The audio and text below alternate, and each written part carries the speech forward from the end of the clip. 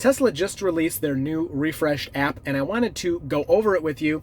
It's got a lot of cool new features, some cool new features. Really, it's mostly a visual update, so let me get my face out of here, now that you've seen me.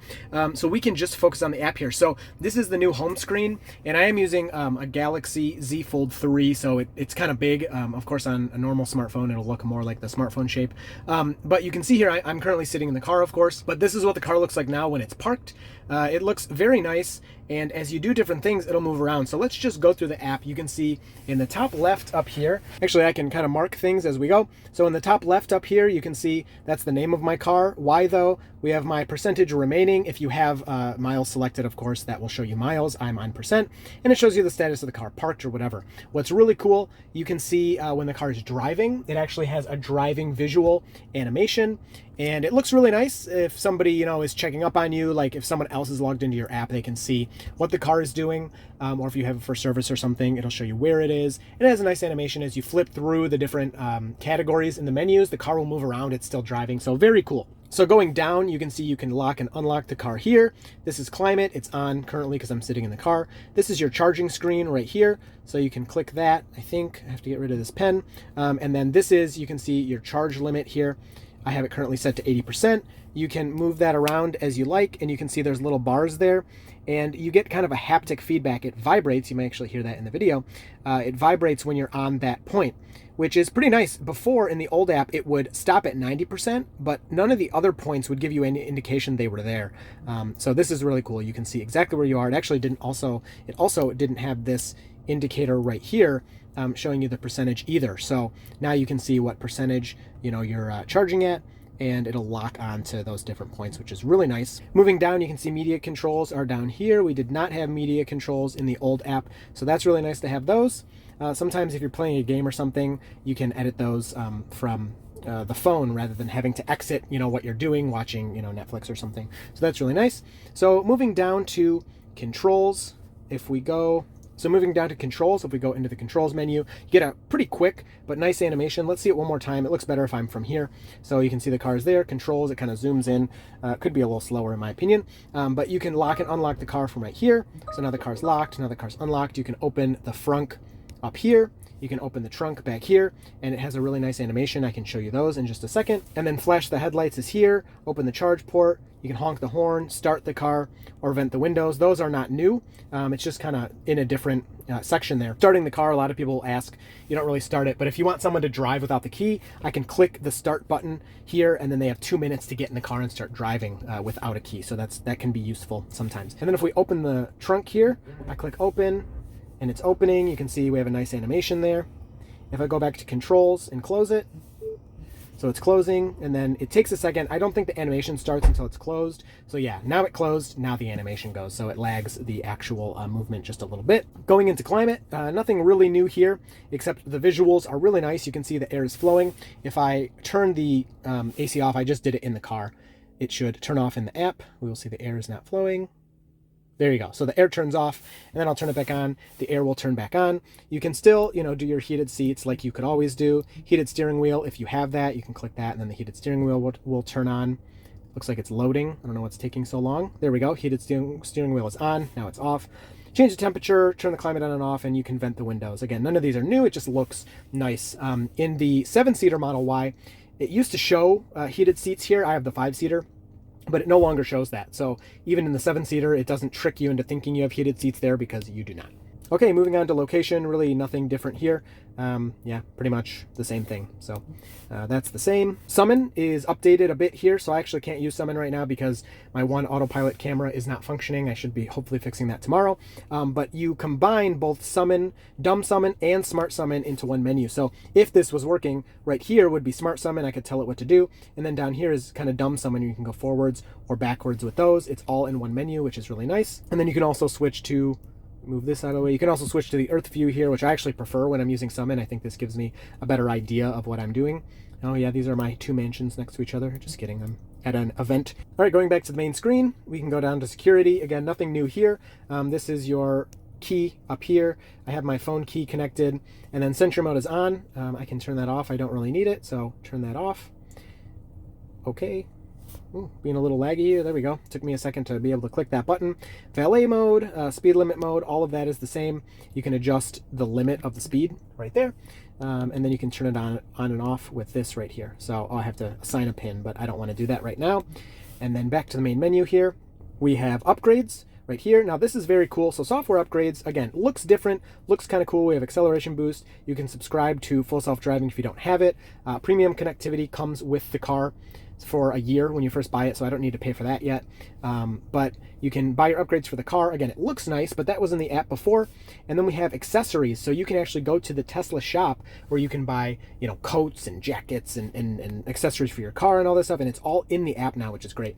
I love this paint repair kit. I've used that a bunch on little rock chips and stuff. But anyway, so that's now all in the app, which is a great move by Tesla. If I want to buy some tires, like bam, I can buy the wheel cap kit right there for $50. Who would want this? Why would you want a tire tote? Wheel locks, a lot of people like this tire repair kit. But I wanted to show, so you can buy 21-inch snow chains. There's no tires in here. They may be out of stock right now. But yeah, so you can buy anything that you can buy on the website is now conveniently and easily in the app. If you go down to manage, right here, you'll be able to see what you already have. All right, so that took a minute to load, but premium connectivity, you can see I have until June 24th, 2022. Autopilot included because I paid for it. Well, actually, that is included. And then full self-driving included because I paid for it. So that's what I have in the car, and I can manage those things. Moving down to service, I actually have a service appointment, so I can't show you. That's to fix my camera, but I may be canceling that. I think I'm going to fix it myself. So you can schedule your service, same thing. Roadside also is the same as before. It's just, you know, things look a little different. You can say, you know, what's wrong with the car, why you need, you know, that help. Down here at the bottom, you have your information, Model Y dual motor, how many miles, my VIN, what software version I'm on. And I heard somebody say that you could copy the VIN now. I can't really get that to work, so I don't know if I'm doing something wrong. But yeah, so you can move over here. So I moved to the right here, and I've covered my reservation number just in case. I don't know if it matters, but there's my Model X that's on order. Hopefully we'll get it by the end of the year. But yeah, so this Model X was never in my app before, and now it is there. So that's really nice to have that, and you can kind of get all your support, everything you need, you know, just like the website is now in your app. And then scrolling over one more time, we do have Tesla Powerwalls. We don't have Tesla Solar, but when you have the Powerwalls, like we have here, you get this really nice animation. You can see the house is currently using 0.5 kilowatts. The Powerwall is at 69% right here. I have 2 Powerwalls, and the energy obviously is going into the house. If the solar is running, it would go down this way, and you'd have solar coming in the grid. If you have stuff coming from the grid, it'll go in to the house, or if you have extra solar and your power walls are full, wow, that's a great arrow, it'll go out of the house. So all those nice animations. Some people are saying it's a little, you know, kind of useless. I really like it. It looks nice. I do agree these numbers are a little small and kind of all over the place and spread out, so I can see how that may be annoying. Like, I could see having this exact same animation and then just having like all the numbers up here right next to each other, maybe even a lot bigger, so it's easy to see, and then you can move this whole thing down. Just, you know, personal opinion, but you'd still have the nice animation and all your data would be easily accessible up there. But as it is, it's fine. I mean, you don't really need to look at this that much. I like it. I think it looks great. And then scrolling down, you have pretty much the same things. Things are moved around a little bit, but you can look at all your stats. So here is, you know, for the day we had the house used that much. I don't know why it's cut off here. We should still have data around here. So that's strange that that's cut off. And then the sun, again, yeah, definitely not. So we're missing some data here. I'm not sure. I've never seen that happen with the app. I don't know why it's doing that. That's exported energy out to the grid. But yeah, so this is, again, just looks a little nicer, very similar. You could overlay all of these a lot easier before. And now you click this button up here. Let me circle it. So you click that button right there, and that's how you do your overlaying. But it's kind of confusing. I'm not sure. I haven't played with it too much. I don't know. It's definitely not as intuitive as it was before. And then you can see, just like before, kind of your impact. We are 100% self-powered today. We did not use the grid at all. We used 76% solar and a little bit from the Powerwall. And then this is how much solar energy we generated. This is how much power our home used. So we generated way more than we used, and our house used that much. Some of it came from the Powerwall. 0% came from the grid, which is always really satisfying. Scrolling down here, our backup history. Oh no, this says none. Don't tell me they deleted all my backup history. Let's see, view all events. Okay, no, so we do have our backup history here. You can see we had a few short events, and then if we go, right here. So they don't have it in hours anymore. This just says 2 days. So that's pretty interesting. So we had a 4-hour one. Oh, this one was 4 hours and 20 minutes. I loved that number. Can I click it for more information? No, I guess I'd have to do the math myself, but it said 4 hours and 20 minutes before, which was funny. And this one that says 2 days right here was actually 51 hours. So, but that's there. I don't know why here it says backup history, none. It must just be because it's the new app. Or maybe only if they're within a certain, number of days or something. So that's the solar portion of the app.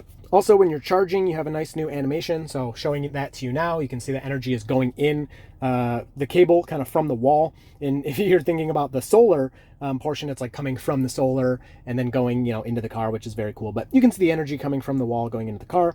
You can see all your, percentage. You can change that, what percent you're at, or miles, and how many kilowatts are going in. And then to get to these different things, which I'm not really a huge fan of, it's not very efficient, but you can just scroll over like this. And that's how you get to the different things. What I found that I really like is if you go up here, this is your profile. So I clicked that, and in this profile, you can now click any one of these and you can see all of your products right in a row. So I could just click here if I want to look at my car, which is what's currently selected. If I want to go to the solar next, I don't have to swipe through the X and then swipe to the solar. I can just simply click right here on the solar and then I'm in the solar. So I've been using this mostly to get in here. And then if you go to like account and things like this, you can see your loot box, which is where you have your referrals.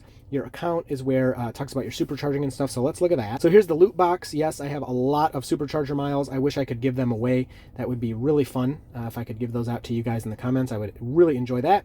And then you can say share your referral. So use my referral for solar. For miles, you can find someone who doesn't have any miles. I'd be happy for you to use theirs.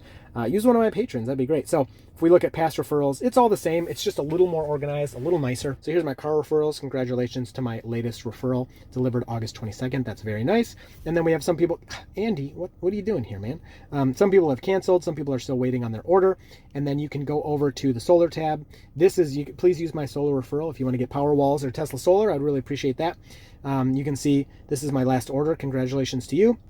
And then we have 3 installed. So you can see all of that. And then if you go into the account tab here, you can see contact info, order history, or charging, which is very interesting if you go into charging. So this is, you can manage payments or just go to history and you can see all of the supercharging. Now mine is free from referrals. Thank you so much. I appreciate that. But I used 20 miles worth of credits on this one. On this one, I use 40 miles worth of credits. This one, it doesn't say because this supercharger, Lima, is actually free for everybody, or Lima, however you say that. Everybody complains in the comments when I say that. But yeah, so you can see how many credits you used, and you can see how much you paid. So these were all free last 6 months. You can go, you have all the history here. You can open up, like all of these. 2019, you can download PDFs, I suppose. So overall, I am really enjoying this Tesla app update. Usability, like I want every control in the car. I want to be on this app. Sorry, I know it's super dark. Everything that's in the car that I can control on the screen should be in this app. So one of the big things is like charging. I want to be able to turn the amps down so that I can charge a little slower just in case for whatever reason. I want to be able to do that from the app. So there's still a lot of functionality they can add here, but it is beautiful. It does look great and I'm really enjoying it. So great update here. Check it out. If it's coming out on Android, I have an Android, obviously. It should be on Android. I assume by now it's in the Play Store. If it's not, there's an APK. You can go to my Twitter and, be careful downloading things from external sources. I can put it in the description for you. Again, be careful from external sources, but that's where I got mine from the link I'm going to share with you. For iPhone, it's already up. And iPhone gets a widget too. Android, we don't get a widget, which makes no sense. But anyway, hope you enjoyed this one. Loving this app. If you have any questions, leave them down in the comments and you will see me in the next video.